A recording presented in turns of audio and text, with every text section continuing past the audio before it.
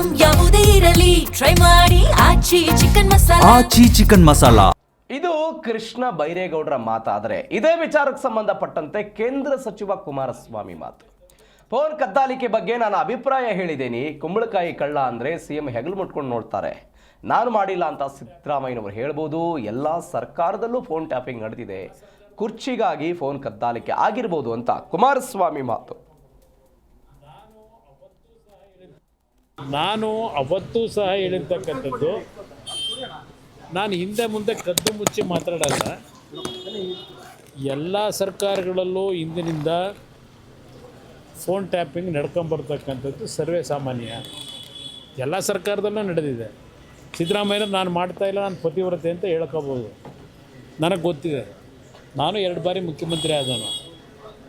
ನಮ್ಮ ಮಟ್ಟದಲ್ಲಿ ಅದು ನಾವು ಮಾಡದೇ ಇದ್ದರು, ಮುಖ್ಯಮಂತ್ರಿಗಳ ಮಟ್ಟದಲ್ಲಿ ಮಾಡದೇ ಇದ್ದರು.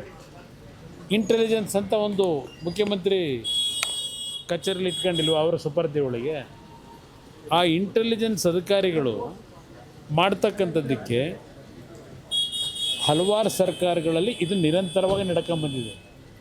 ಇವ್ರ ಸರ್ಕಾರದಲ್ಲಿ ಈಗಲೂ ನಡೀತಿದೆ. ಇದು ಕೇವಲ ಈ ಕುರ್ಚಿಗೋಸ್ಕರವಾಗಿ ಇದು ಇಂಟೆಲಿಜೆನ್ಸಲ್ಲಿ ನೀವು ಫೋನ್ ಕದ್ದಾಲಿಕೆ ಮಾಡ್ತಿರೋದಲ್ಲ.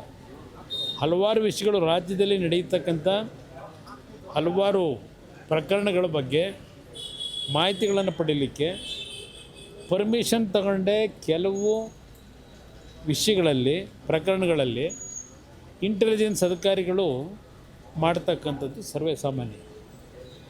ನಾನು ಇದನ್ನೇ ಸತ್ಯ ಹೇಳ್ತೀನಪ್ಪ ಅಂತಕ್ಕಂಥ ಒಂದು ಹಿನ್ನೆಲೆಯಲ್ಲಿ ಹೇಳಿದ್ದೀನಿ ಅಷ್ಟೇ.